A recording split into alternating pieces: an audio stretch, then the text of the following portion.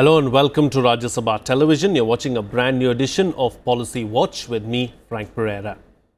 Banks have witnessed a 11,400 crore rupees spike in bad loans of agriculture in fiscal 2017 to cross 60,000 crore rupees, with demonetization and farm loan waivers adding to their woes.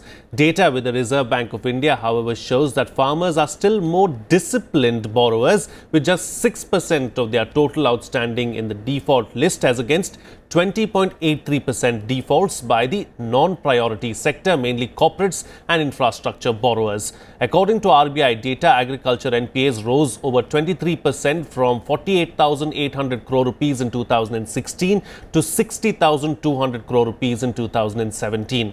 Bad loans in the agriculture sector have jumped 142.74% from 24,800 crore rupees in fiscal 2012, indicating distress in the segment in the last 5 years.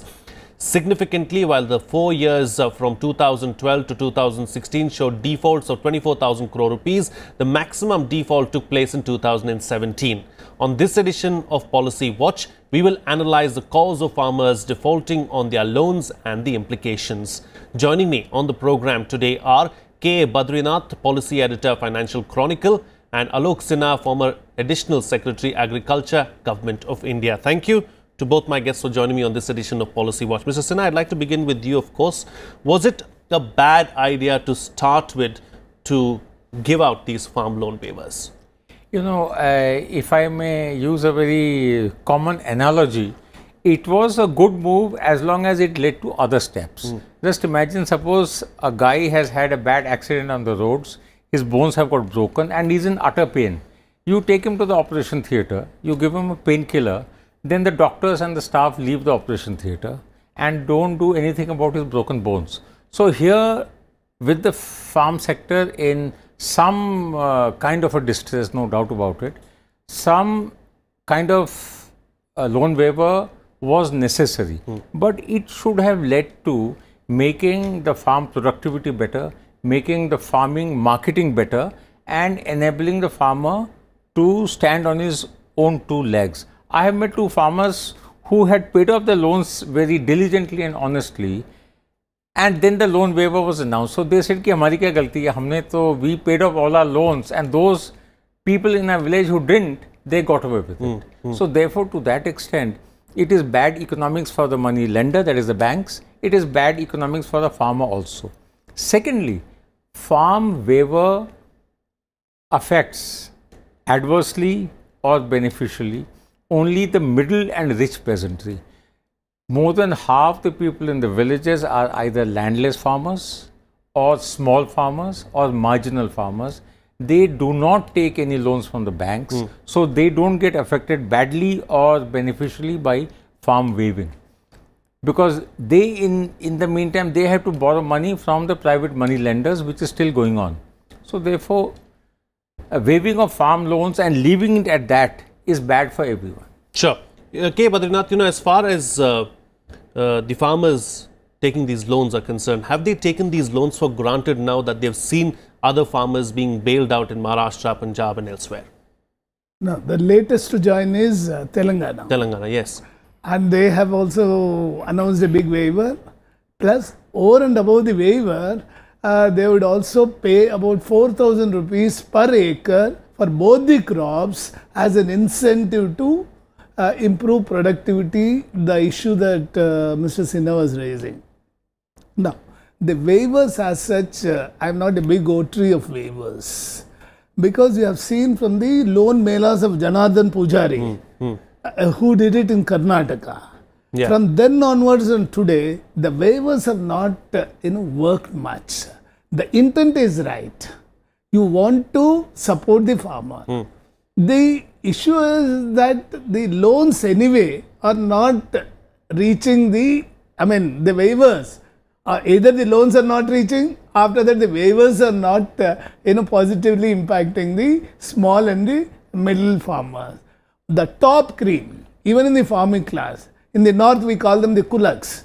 The kulaks get the cream of the loans from the banks, and secondly, even the waivers are benefiting them only. So my guess is we need to have an alternative mechanism to support farmers, number one. Second is if we can take care of the market related risks, because of where the price volatility is, disturbing them in such a big way. The fellow doesn't know. He can't write, he can't talk, he can't know. Wherever you ask him, he'll just put his finger thumb impression and go. Whatever little money you give, you're God for him. So point here is, like it's bad economics, and tomorrow it will be bad politics as well, because you cannot sustain the economic fundamentals by waivers at all, and no way. In no measure. And moreover, if we can support 100 farmers through waivers, there will be 2,000 farmers who will be discontented because you cannot extend the waiver to each and everybody, and because your resource base is so And there small. are those who get 1 rupee out of the waiver. 1 rupee. You have seen it in Uttar Pradesh, yes. Frank. So, point is, Mark, that loan waivers may not be the, big idea that needs to be pursued. In fact, I guess one idea could be that since we are heading for a budget, perhaps the finance minister should think of setting up a agriculture stabilization fund. Sure. That could be the idea. Can we see some kind of an impetus, Mr. Sinha, as far as the budget is concerned? The budget is just around the corner. The Prime Minister has time and again said that his priority is to double farmers' income. When do we see that happening? Whatever the farmer grows, if he's enabled to sell it at a fair price, that is the only way to help out a farmer. Now, in the case of paddy, rice, wheat, there is an MSP, and the government is committed to buying out whatever surplus, marketable surplus that the farmer wants to unload on the market. Yes.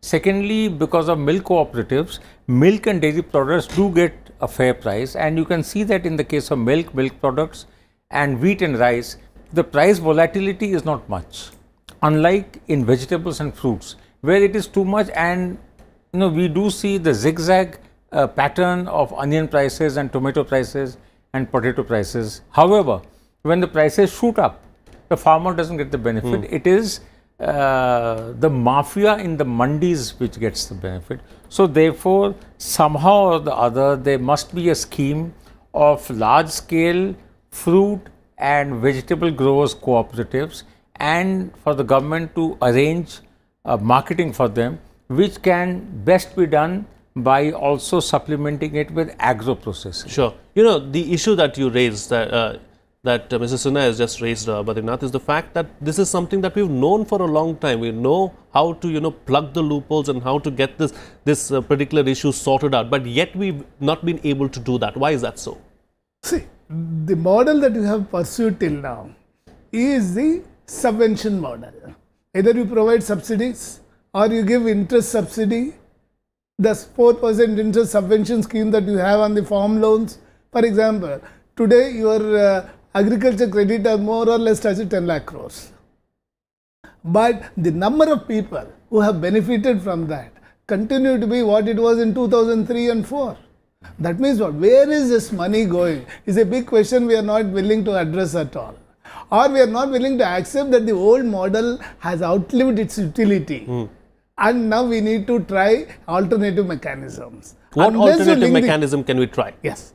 Unless you link the farmer with the market, unless you take care of the price stability, volatility, unless there is some intervention somewhere, this cannot happen. Sure. How it can happen perhaps is that, normally the farmer does not, take too much of loans for farming. Crop loans are very limited. But what he takes loans is for the weddings of his family members or the education of his kids and things like that. Even one little mishap in his family means the entire basic, very little economics will go for a sake. Sure. So any solution should cover not just the crop loans. Crop loan is what? Short term, less than 1 year. So what I guess is we need to have a longer tenure loans which need to be covered. Okay. Second is we don't need subventions. Interest subvention is going to whom? Where is it going? Where is the money going at all? We are happy that our agriculture credit has expanded, but has it benefited the people? Like subsidies, like ration shops, ration cards. There was a huge scam all over the country. So, my guess is the present situation in terms of agriculture credit is going to head for becoming a big scam. Okay. So, I guess that you need to have an alternative mechanism in terms of any price volatility, any credit distress that a farmer has to be addressed through a stabilization fund, which can be created in a big way. I mean, divert the same subsidy funds, loan funds, insurance funds, and everything into one pool, which can address at the district level, state level, and the center. Perhaps new mechanisms need to be tried out. You know, and Mr. Sinha, as far as the short term is concerned, you know, what needs to be done probably within this quarter or the next quarter to boost the agri sector?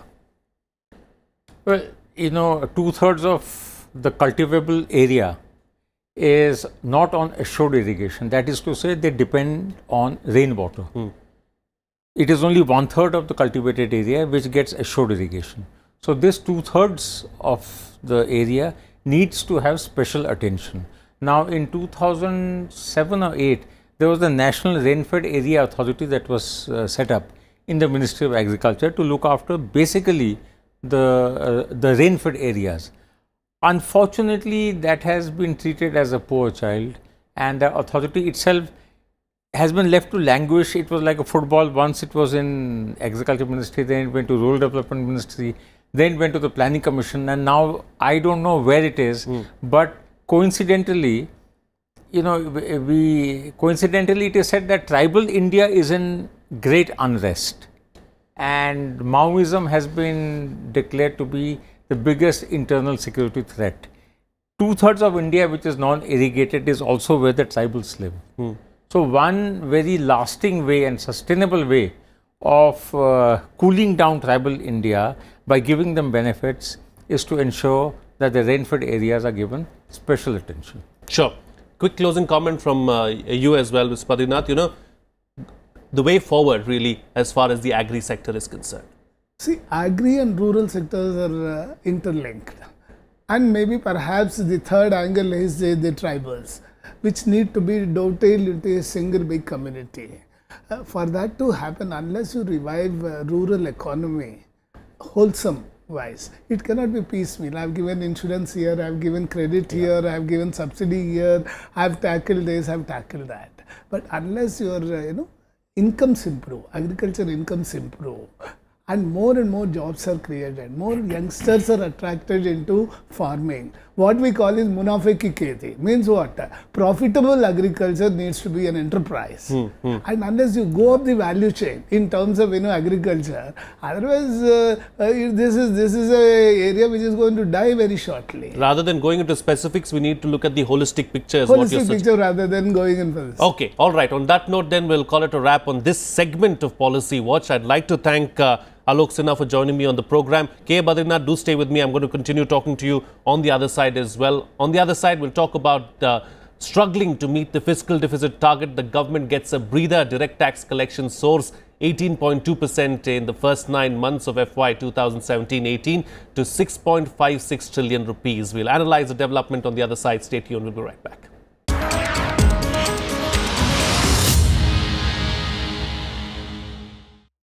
Welcome back. You're watching Policy Watch with me, Frank Pereira. Direct tax collection soared 18.2% during the first 9 months of current fiscal at 6.56 lakh crore rupees, the Finance Ministry said on Tuesday. In a statement, the ministry said that the provisional numbers for direct tax collection showed an 18.2% growth between April and December. Direct taxes are made up of income tax paid by individuals, wealth tax and corporation tax paid by companies. Gross collections have increased by 12.6% to 7.68 lakh crore rupees from April to December 2017. Refunds to the tune of 1.12 lakh crore rupees have been issued during this period. The ministry said that advance tax collection was up 12.7% at 3.18 lakh crore rupees, while the growth in corporate income tax advance tax is 10.9%. That in personal income tax advance tax is 21.6%. In our next next segment, we will analyze the direct tax figures. Still with me on the program now is Badarinath, policy editor of the Financial Chronicle, and joining us in the studio is Rajesh Sharma, tax expert. Thank you, gentlemen, for being with me on the program. Badarinath, would you say that the tax collection figures, the direct tax figures now that we see in front of us, have provided a breather to the government which was facing a fiscal deficit strain? Breather, yes and no, for the simple reason that your GST collection, the trends that you have seen till now are falling short by a big number one. Second is the oil prices, the crude oil prices are going up the roof. Though it has crossed $60 and per barrel. And third issue is the subsidy bill, which has been going up in a big way over the years, is going to also impact the government. These three major issues are not going to allow the finance minister to perhaps contain the fiscal deficit at 3% or 3.2%. Though he would like to do that and phase out the revenue deficit as well altogether, which we were at one point of time, maybe last year or last before year, we were somewhere near there. But my guess is he will not be able to stick it at 3.2%, though a lot depends upon how the disinvestment program happens, how he is able to manage money, more money. Will he be able to sell the Air India equity before the March 31st? The parliamentary committee has said that we should continue with Air India for another 5 more years. So another 5 more years. So and yesterday the cabinet says that, okay, the foreign airlines can get into with 49%. So there are a mix of issues which are impacting the fiscal deficit figures. My guess is he might be just little way off. Instead of 3.2, he might go for 3.4 or 3.6. He himself has said that a little bit of overshooting the fiscal deficit is a possibility. Yeah. And henceforth, my guess is, but I am a big votary of, keeping to fiscal consolidation. We have achieved this with a lot of effort. Let's not, lose what all we have achieved till now.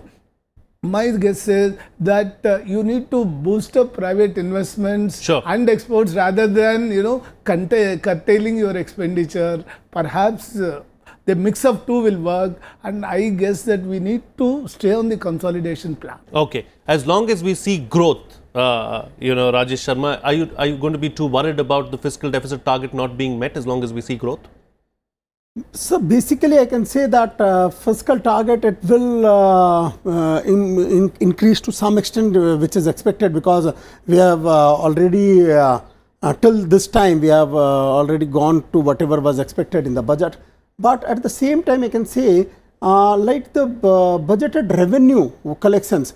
Last year we had a collection of I can say 8.49 lakh crore, which was planned to be 8.47. So they have increased the revenue part. Whatever was expected, it has been achieved.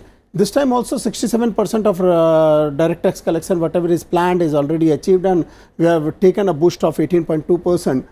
I will definitely say to something that in macroeconomic front, if you check, the Sensex is going on in a positive way. The mutual fund investment, foreign exchange, FDI, those things are definitely taking up a positive trend, and those are moving in a positive direction.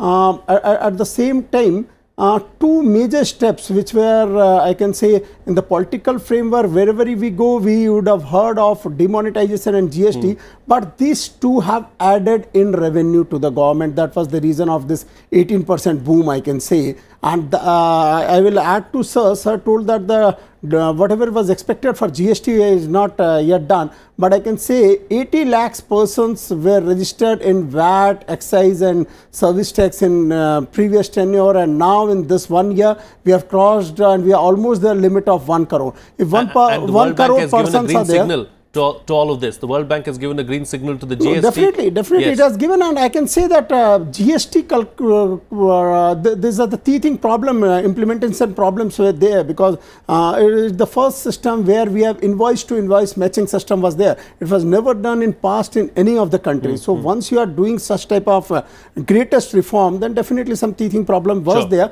but those are now overcome, and those two great reforms which this government has taken will give this economy a boost, and the years ahead it will be the fastest growing Indian economy among the bigger economies. Sure. You know, K. Badarinath, as far as direct tax collections are concerned, we've seen a rise this year, and it's gone in the right direction. What has contributed to it, do you think? GST, the shortfall in GST will be made up because of the healthy growth in the direct taxes. But it also reflects that there's a lot of corporate activity happening. Many of us have been complaining that no, industrial growth is not happening, manufacturing is not happening, or lots of sales are not happening. If sales are not happening, how will the corporate figures go up? So in the last 6 months, there has been a good corporate activity happening. The manufacturing is happening, the sales are happening, and many of the companies are reporting very good profits. Yeah. And based on those profits, you are getting even your corporate tax. So henceforth, my guess is the scene is not as bad as we all perceive it to be. And not everything is lost as such. After the GST, everybody said that, okay, everything is lost. No. But the point here is, there is no scope for the finance minister to, too much of flexibility in playing around in presenting his budget next time, because of the very limited playroom he has in terms of revenue, and he is not going to increase the taxes next year, especially when you are going to head for a election in 2019. In fact, you might be heading for seeking some tax cuts, exemptions and things like that. So you're suggesting we're going to see a populist budget then? Oh my. That's a big question everyone is talking about. It could be a populist budget. Well, I don't call it as a populist budget. I call it as a welfare budget. Okay. It could have a lot of focus on rural economy and agriculture. Okay. Coming back to direct tax collection now, Rajesh Sharma, a healthy direct tax collection, how does it help the economy?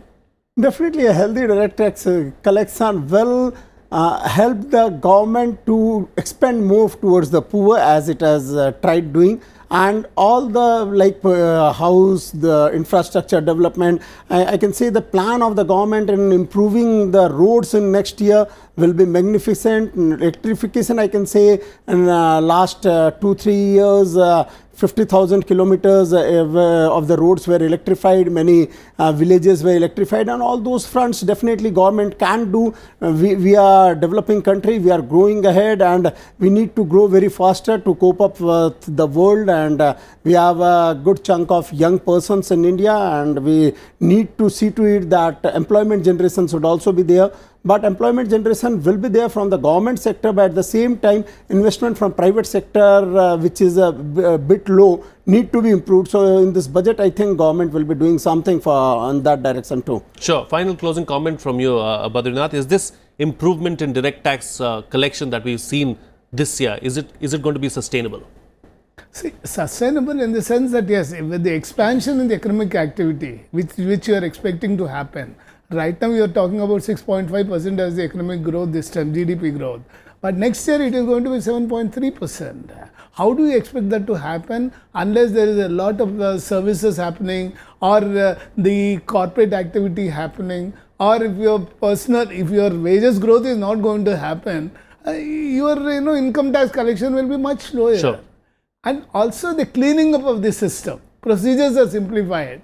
Only then the expansion in the direct taxes base is going to happen, and will also compensate for the loss in the revenue in the indirect taxes. Another 6 months or so it will take before the GST rolls on and brings in the kind of growth you're thinking will bring in. Okay, yes, Rajesh. So one thing I will be saying very categorically, in last year we have seen significant jump in the number of taxpayers, like 50-60 lakh taxpayers have increased. So definitely if this way we tax base increases, then definitely the tax rate will come down and more tax will be collected. And India being an economy where 50 to 53% comes even from the service sector, so definitely the tax base I can see increase. Mr. Badarinath shaking his head. He doesn't agree with you. Very quickly, because I have to wind up the show. No, I have a slightly different view in the sense that, number of people have, registered themselves. But how many people are paying taxes?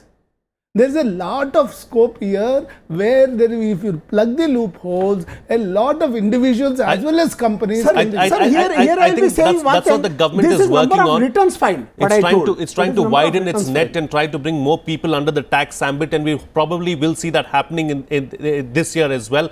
Well, on that note, I'll have to call it a wrap on this edition of Policy Watch. Thank you, K. Badarinath and Rajesh Sharma, for joining me on the program and putting things into perspective for us. That's it from me, but you can send us your feedbacks and your suggestions as well at policywatch.feedback@gmail.com. See you again next time.